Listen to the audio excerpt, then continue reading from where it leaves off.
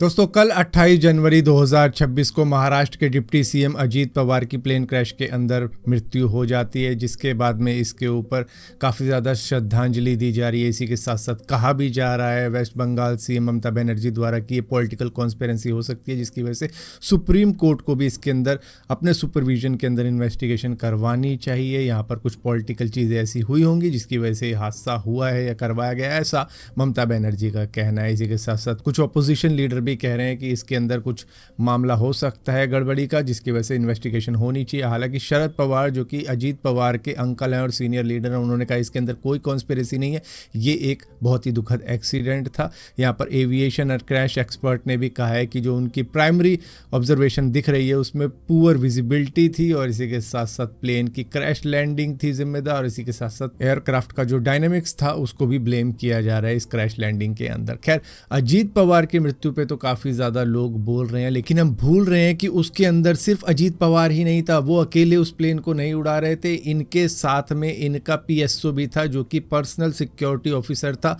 विलदीप जाधव, इनकी भी जान गई है। कैप्टन सुमित कपूर भी थे जो कि मेन पायलट थे इस फ्लाइट के, जो कि हेड पायलट कहे जा सकते हैं, उनकी भी जान गई है इसके अंदर। इसी के साथ साथ को पायलट थी संभाविका पाठक, उनकी भी जान चली गई है इस प्लेन क्रैश के अंदर। इसी के साथ साथ फ्लाइट अटेंडेंट और कैबिन क्रू थी पिंकी माली, उनकी भी जान गई है। तो यहाँ पर ये बहुत ही ज़्यादा नाइंसाफ़ी हो रही है, जहाँ पर हर न्यूज़ के अंदर सिर्फ अजीत पवार जी की ही बातें हो रही है, क्योंकि वो एक पॉलिटिशियन थे। लेकिन ये जो लोग थे इस फ्लाइट के अंदर, उनकी जान तो जैसे जान है ही नहीं, उनकी कोई बात हो ही नहीं रही है। दोस्तों, इंडिया और यूरोपियन यूनियन की mother of all trade deal होने के बाद में अमेरिकन न्यूज़ के अंदर, अमेरिकन न्यूज़ आउटलेट के अंदर जिस तरीके की खबरें चल रही हैं वो मैं आपको थोड़ी सी बताना चाहता हूं, क्योंकि जियोपॉलिटिकल मूव बताया जा रहा है इस डील को। कह रहे हैं कि ट्रंप एरा के अंदर ये जो ट्रेड टेंशन बढ़ी है, यूएस की जो अनप्रेडिक्टेबल ट्रेड पॉलिसीज थी, कभी भी किसी के ऊपर भी कितना भी टैरिफ लगा देते थे, उसकी वजह से अब इंडिया ने नया रास्ता देखा है यूरोपियन यूनियन का,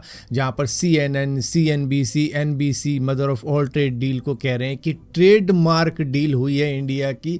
और यहाँ पर जो सप्लाई चेन है, एक्सपोर्ट है, चाहे वो फार्मा का हो, मशीनरी का हो, ऑटो का हो, इकोनॉमिक टाइप जो दोनों ने आपस में बूस्ट करी है, उससे जो डिपेंडेंसी यूएस के ऊपर थी वो जा चुकी है अब इंडिया की यूरोपियन यूनियन की तरफ में। यहाँ पर द न्यूयॉर्क टाइम्स कह रहा है ट्रंप के शेडो में इंडिया और यूरोपियन यूनियन की टाई और भी ज्यादा एक्सपेंड हो चुकी है, उनकी जो दूरियां थी वो कम हो चुकी है। यहाँ पर वॉल स्ट्रीट जर्नल का कहना है कि इस डील के चलते हुए अब यूएस की तरफ जो एक्सपोर्ट था उसको डाइवर्सिफाई कर दिया गया है। इसी के साथ साथ NBC और दूसरे चैनल्स ने, न्यूज़ चैनल्स ने कुछ ऐसा हाईलाइट किया है कि यूएस पर डिपेंडेंसी अब कम हो चुकी है इंडिया की, उन्होंने दूसरे रास्ते ढूंढ लिए हैं। तो जो चीज़ डोनाल्ड ट्रंप करना चाहते थे टैरिफ थ्रेट देकर, वैसा तो कुछ भी नहीं हुआ। इंडिया ने ना रशियन ऑयल लेना बंद किया, ऊपर से वो रशियन ऑयल अभी भी ले रहा है, और इसी के साथ साथ उनकी तो एक महा डील हो चुकी है अब यूरोपियन यूनियन के साथ में, जहाँ पर मल्टीपल कंट्रीज़ हैं जहाँ पर वो अपना बिजनेस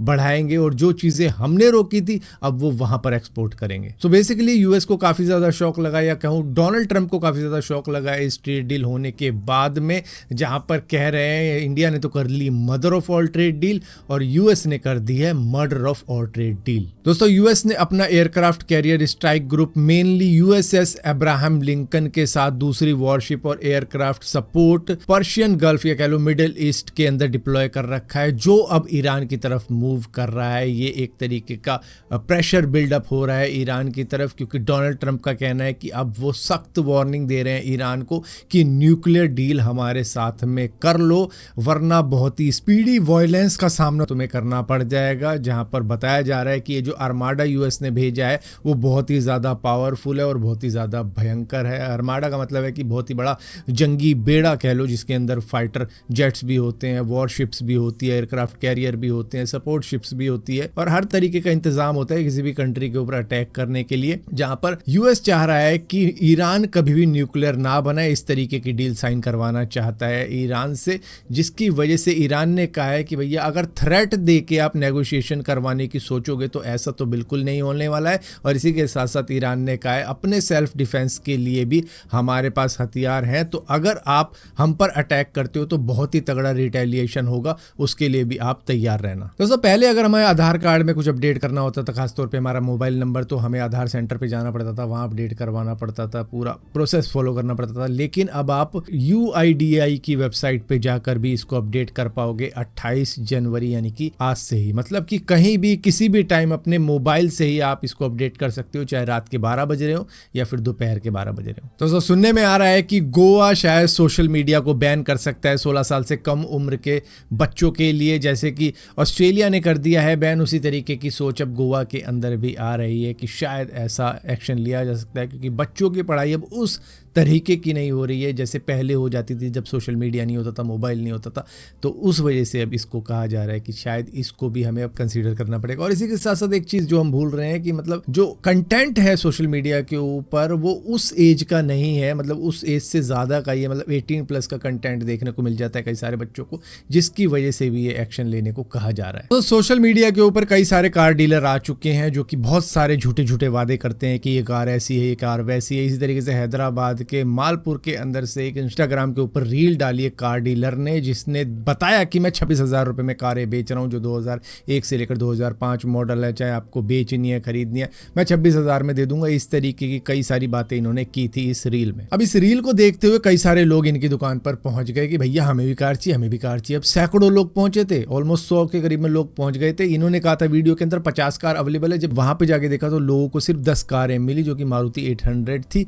जिसके बाद में भैया क्राउड काफी ज्यादा गुस्सा हुआ, वहां पर स्टोन पेल्टिंग कर दी, कारों पे एक आध पत्थर मार दिया। जिसके बाद में पुलिस जब वहां पहुंची, मिसलीडिंग का केस इस कार डीलर के ऊपर डाल दिया गया और चीटिंग का भी केस डाला गया, जिसके बाद में इनको अरेस्ट करके वहां से ले जाया गया। तो सोशल मीडिया के ऊपर अगर आप झूठी बातें करके भी किसी तरीके से कस्टमर को लुभाते हो, अपनी तरफ लाते हो, तो भी आपके खिलाफ में एक्शन हो सकता है। तो इसलिए झूठी बातें कम करो, इतनी भी मत फेंकोगी कोई संभले ना संभले। दोस्तों एक ईरानियन बाइक इन्फ्लुएंसर जिनका नाम बेबी राइडर था, उनको शॉट डेड कर दिया गया ईरान के अंदर। ये 9 जनवरी 2026 की घटना है जो कि अब सामने आ रही है। दरअसल ये इंस्टाग्राम के ऊपर कोई भी पोस्ट नहीं डाल रही थी और इनकी फैमिली ने पोस्ट डालकर बताया कि एक्सीडेंट के अंदर इनकी जान गई है। लेकिन कुछ एक्टिविस्ट और जो प्रोटेस्ट के अंदर शामिल थे ईरान की, उन्होंने खुलासा किया है कि बेबी राइडर को सिक्योरिटी फोर्सेस ने मारा है, क्योंकि वो एंटी गवर्नमेंट प्रोटेस्ट के अंदर शामिल थी। इनके 1,44,000 फॉलोवर थे इंस्टाग्राम के ऊपर, जो कि राइडिंग वीडियो बना बना के इन्होंने गेन किए थे। काफी ज्यादा पॉपुलर थी, ना सिर्फ ईरान के अंदर वर्ल्ड वाइड पॉपुलर थी,